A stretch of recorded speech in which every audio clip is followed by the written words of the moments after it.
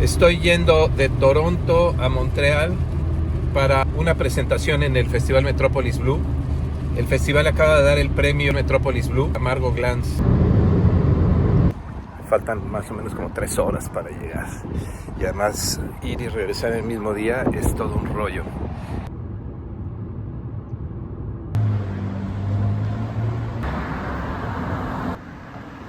Mira, yo no sabía que era el premio. Ayer me enteré que es en 5 áreas y que a mí me tocó el área de español y portugués. De repente me llegó Out of the Blue, diciéndome que en el Blue Festival me daban un premio. Ajá. Y bueno, pues me pareció muy bien, vine. Sí. Ya no soy muy, ya soy bastante vieja y mis hijas me acompañan porque ya me cuesta más trabajo. Pero bueno, me dio mucho gusto. Ingrid ha sido muy amable conmigo. La reunión en donde me hablaron de mi libro, etcétera, fue en un salón más pequeño, obviamente, fue con bastante gente, conversé bien, estuvo el embajador, estuvo divertido. Vamos a ver cómo nos va ahorita. Me habían pedido que como 5 conferencias, renuncié a una y voy a dar, bueno, hoy di la segunda. ¿Para qué sirve la poesía? El mundo va a ser transformado por la poesía. Les dije que no, obviamente. Había una señora que cantaba en inuí, cantaba como indígena. Ajá. ¿Qué es como de la garganta de su Sí, sí, sí. Okay. Y es poeta y hablaba de la selva, de la selva, de la selva. Yo dije, usted habla de la selva, yo de la ciudad, porque además no soy poeta, soy novelista. En fin, como que estoy en la mesa equivocada, pero bueno. Me preguntaron de Sor Juana, está bien. Claro. Estaba escribiendo mis memorias hace año y medio, hice 6 páginas, de ahí me quedé. Pero han salido varias cosas últimamente, sobre todo en Argentina.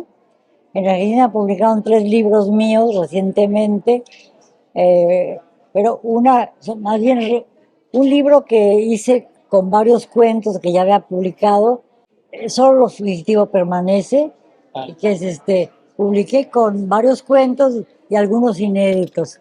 Y luego hicieron una reedición de la cabellera andante y ahorita escribí un texto sí, escribí algo porque me pidieron para una editorial, no sé si se llama Gris Tormenta, ¿la conoces? No, no, no. Es una editorial que está en Querétaro y que son 2 personas, una pareja de gay que están haciendo cosas muy interesantes porque están abriendo colecciones muy inusitadas. Entonces hicieron una sobre miradas distintas sobre diferentes temas y me pidieron que yo escribiera sobre el olvido. Entonces hice una antología de textos sobre el olvido con un prólogo.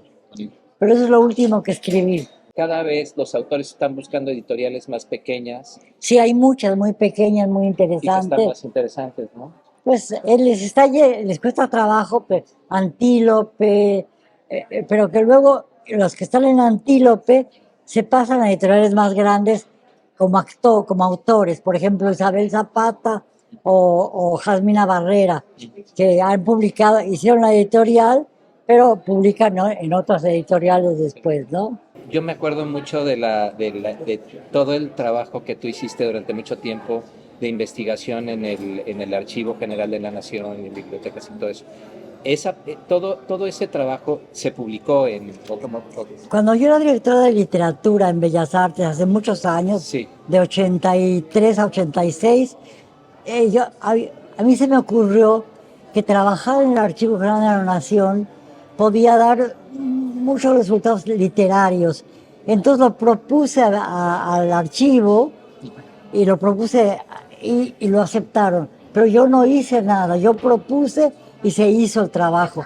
Y sobre todo fue María Dolores Bravo, una profesora de de la facultad, y María Águeda Méndez, que era del Colegio de México, que ya murió. Entonces ellas dos trabajaron mucho en ese proyecto y es cierto, porque hay muchas cosas. Por ejemplo, el ramo Mercedes, el ramo Inquisición, Indiferentes. Hay muchos materiales muy importantes. Yo trabajé mucho en las cosas del archivo cuando organicé un periódico que se llamó Guía de Forasteros, que lo publiqué en Bellas Artes. Yo lo dirigí y di las secciones y todo eso, pero los que trabajaban eran mis alumnos. Habían alumnos míos de la facultad que los contraté para que trabajaran, sobre todo uno que es muy inteligente y que sigue investigando mucho, que se llama Enrique Flores, que era el que trabajaba fundamentalmente, y otro que ya murió, Mauricio Molina. Mauricio Molina. Y estaba José Rivera. José Rivera, sí, que también era alumno mío. Sí. Entonces ellos lograron, y varias otras personas, bueno, yo invitaba a gente a participar, tenía yo secciones y invitaba yo a gente que hablara de cosas porque el periódico empezó en 1836 y terminó como en 1870, algo así. Yo quería que fuera un periódico que empezara con la guerra de Texas a la época actual, pero alcanzamos únicamente como 15 o 20 años.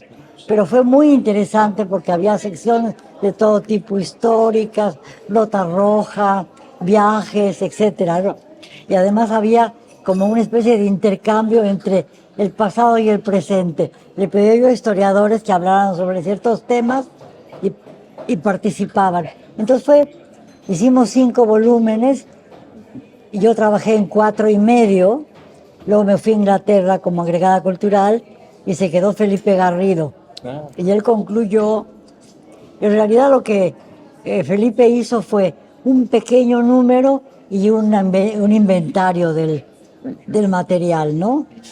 Porque esto es, digo, lo que yo después hablando con Antonio Saborit me decía, Sí. que tus alumnos de este grupo se convirtieron en gente muy, como que que eran muy respetados en el ámbito de la investigación por el trabajo que habían hecho contigo.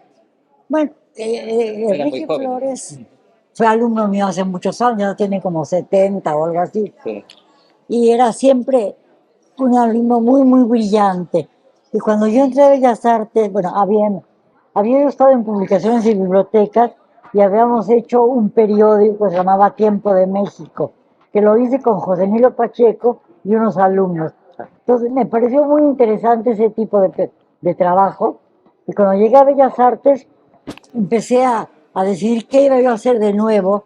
Había yo publicado, por ejemplo, una colección que se llamó de folletina a los cristeros, que recogíamos libros que ya estaban en periódicos y que no habían sido publicados nunca como libros o habían sido publicados y estaban olvidados. Entonces hicimos una colección bastante bonita en publicaciones, que continué en Bellas Artes.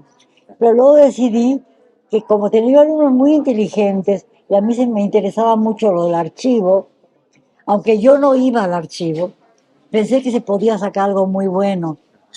Entonces decidí hacer la guía de forasteros, que era el nombre que usaban en la colonia, Sí. la guía de forasteros. Estanquillo literario, porque era la idea de el estanco, que era el estanco del tabaco, pero los estanquillos vienen del estanco de tabaco.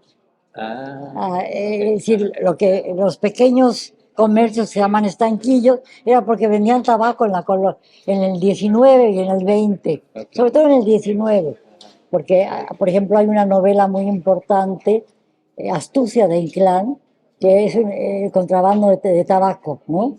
Y de ahí viene el término estanquillo, entonces yo puse estanquillo literario, yo le puse guía de forasteros y llamé sobre todo a estos alumnos que eran muy brillantes, fundamentalmente Enrique Flores, que sigue siendo muy extraordinario como investigador Sí.